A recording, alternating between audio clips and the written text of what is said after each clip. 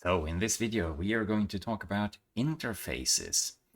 It will be a rather brief discussion. A lot can be said about this topic. So the focus is on what an interface is, and then we will talk about different interfaces in computer science, particularly graphical user interfaces, command line interfaces, and application programming interfaces. Those are the ones that are relevant to us, most relevant to us in computer science.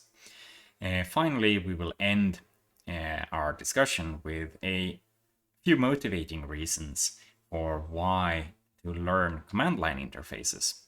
Because command line interfaces is, at first view, they might look a bit more difficult to learn than graphical user interfaces. And indeed, there is a bit more to learn compared to a graphical user interface. But we will also illustrate why it's worth learning this, because it is a bit more powerful. You can do quite a lot of nice things. We will get back to that. Let's start with what an interface is. Now, if we look up interface in the dictionary, I use the Oxford English Dictionary, you find the following definition.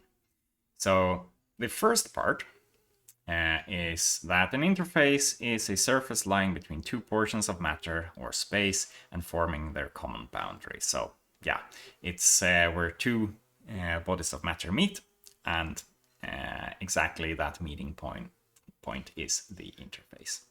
So it sounds like a physical definition, so not really suitable for our needs, but it's still related in some sense. The other definition can be divided into two parts. The first one says that an interface is a means or place of interaction between two systems, organizations, etc. It's a meeting point or common ground between two parties, systems, or disciplines. Also, interaction, liaison, and dialogue. Particularly, the interaction is what we are after. So it's interaction. It's a place of interaction between two systems or entities, to say it a bit more generally. The second definition is that an interface is an apparatus designed to connect to scientific instruments, devices, etc., so that they can be operated jointly. Now, this is the hardware aspect of an interface in computing. So, for instance, when we want to plug in our USB memory in the USB port, that's an interface. It's the USB interface where we connect two devices, like a USB hard drive connects to the computer. So that's that type of interface. We will talk mostly about the first type of interface, an interaction between two entities. Now, we could figure out quite a lot of this if we didn't know the word, by looking at its construction. So interface. So inter comes from Latin, meaning between, and face comes also from Latin, from facies, meaning appearance, form, or figure. So we can see it's something that's between two figures or two forms. So pretty much the first definition that we had in the dictionary, a rather physical definition. However, we can interpret this quite generally, so that it is something that joins two different entities. So, what are interfaces in computer science then? Well, there are three different types of interfaces that we will talk about, or three categories of interfaces. Graphical user interfaces, command line interfaces, and application programming interfaces are the ones that we will talk about. Now, let's dive in. So, based on the construction of the term, what does graphical user interface mean? Well, based on the words, it's a graphical user interface. So it's an interface that uses graphics to provide an interface for a user. So it's a user interface. It's an interface between a user and something else. And in our case, that something else will be a computer. So something like this that you are pretty familiar with. So you're using a graphical user interface every time you're using the computer, most likely. At least that's how it is for most people. And there are different types of graphical user interfaces. So for instance, some people are familiar with the Mac OS interface design, and others are familiar with the Windows interface design, one version or the other. In this figure, we have the Windows 10 version of the interface. And others are familiar with Linux types of interfaces. So this one is the Ubuntu 2204 user interface. But you're probably familiar with other user interfaces too, to other types of computers. So like Android and iOS are also graphical user interfaces. One could say that they are also touch-based. So it adds one more thing to them. Because unlike the computers, here you can only use your fingers, and you have only a touch keyboard on the phone. You don't have a keyboard attached or a mouse attached as you normally have with a computer. So there are different aspects of graphical user interfaces too, and you're for sure familiar with these interfaces. So let's proceed to the command line interfaces. So let's start with the exercise. So based on the construction of the term, what does command line interface mean? Well, it actually means that we have an interface where we supply commands, one command on each line. So that's the general term how it's constructed. So let's have a look. So for instance, this is one type of command line interface, or CLI. And this is one from Ubuntu, but it will look exactly the same in like Mac OS and other Unix-like systems. We'll get back to that later. So what you can see in this picture here is that I have typed a command ls here, and then it gave me a response. So it listed all the files that are actually available in the directory I'm currently in. So in a command line interfaces, we type a command on the line, then it prints a response, and then I get a new line where I can type a new command back later.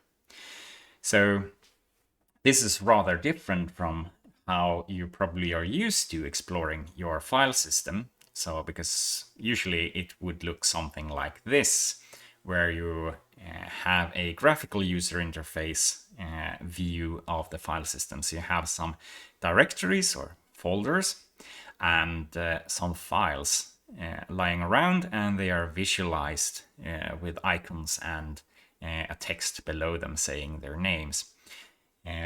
This can be contrasted with the command line interface that you just saw, where we don't have any icons, we just have the file names. So you can see that these names are the same names as here. So it's two different views of the same part of the file system. So this is my home folder on my laptop. So we have two different views.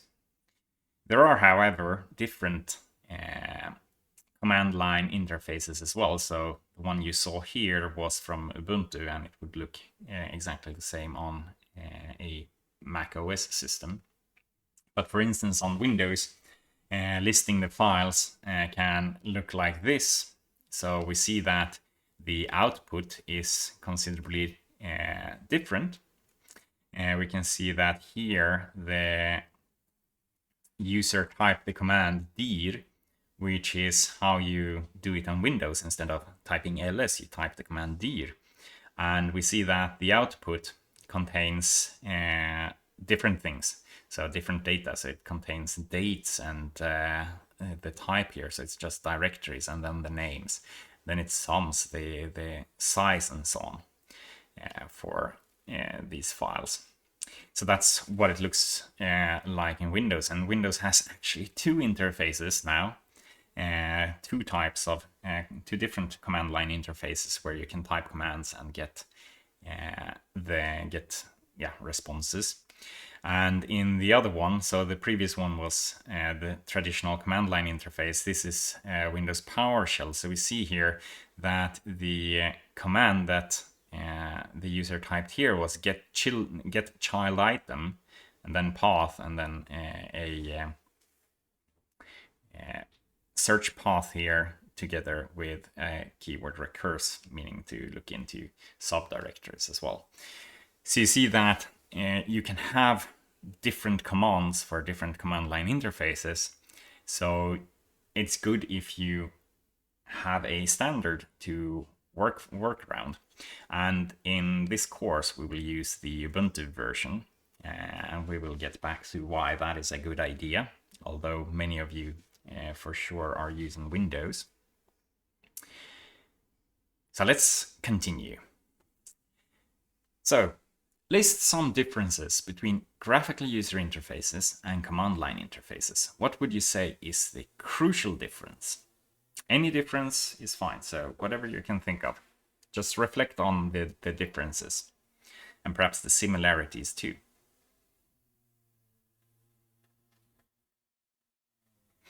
Okay, so one of the obvious differences is that you use different types of interaction. So if you would take a human-computer interaction course or a user experience course, you would, or interaction design course for that matter, you would learn that the graphical user interfaces, since they are graphical, they can provide hints and cues to the user, so the user can actually use the interface to figure out how to use the system. That is much harder in the command line interface, because in the command line interface you need to know those commands, or at least you need to know how to find out what commands are available, and then you can start learning about the system and how to use it. So the learning how to use the system is a bit different for the different interfaces. So let's leave it at that for now and continue to the last type of interface. So the last type of interface that we will talk about is application programming interfaces, or APIs. Now, based on the construction of the term, what would you say that application programming interface means?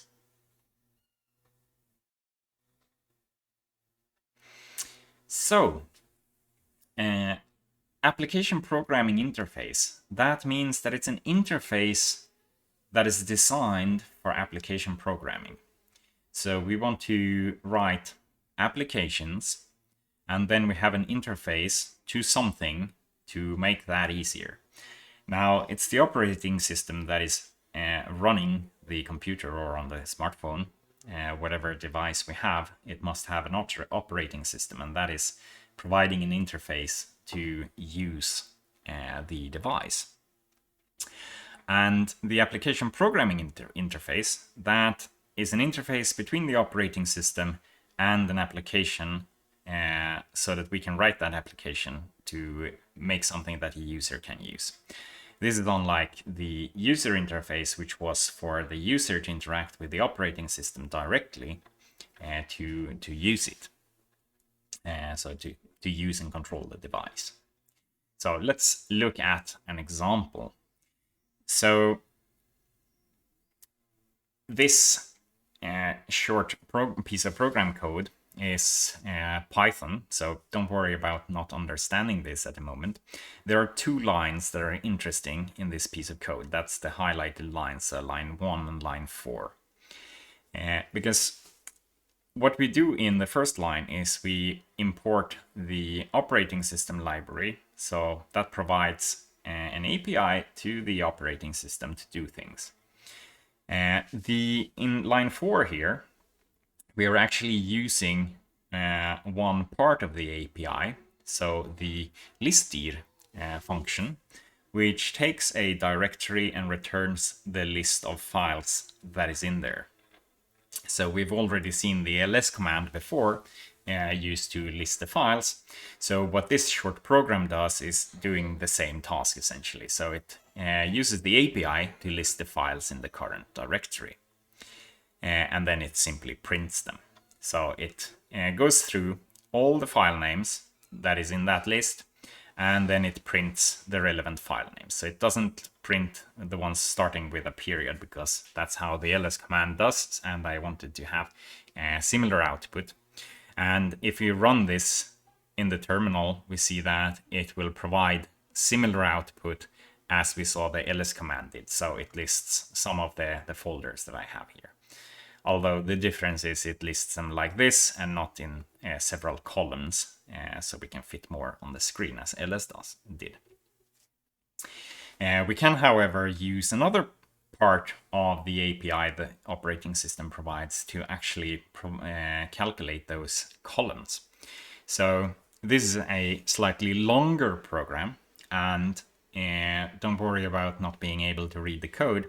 The relevant parts are the highlighted lines. So we see we have OS as we did before, and we have added one more, so shell utilities.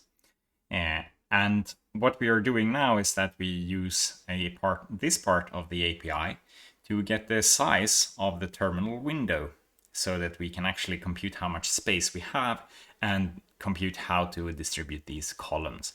And then we still use the listier part of the API as we did before to get the actual files.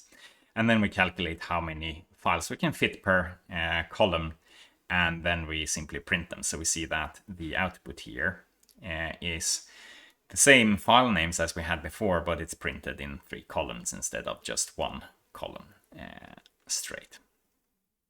So this way, using the APIs, we can actually write these small programs to do things that we want.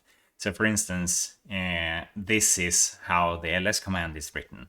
It's written as an application program that interacts with the operating system.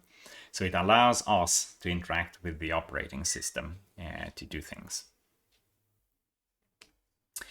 Now, discuss the relations between the different interfaces: graphical user interface, command line interface, application programming interface. What would you say are the differences and similarities between them? So how are they related to each other?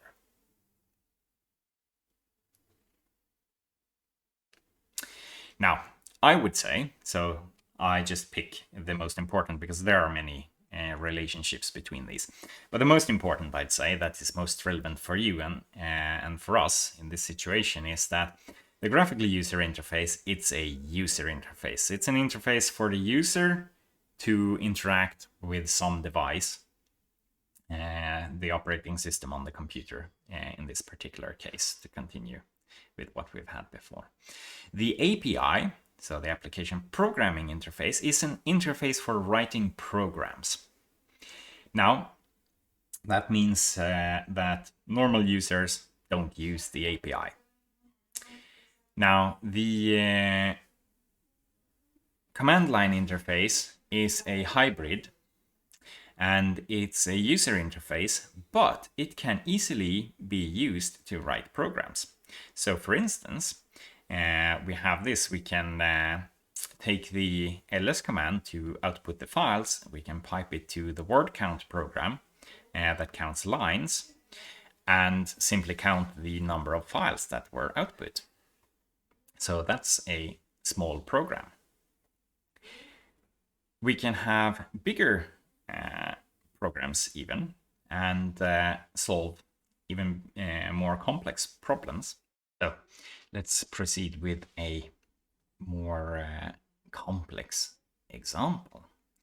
So you have a directory containing a lot of files that are reports for particular days. So each report here, each file is a report containing data for a particular day.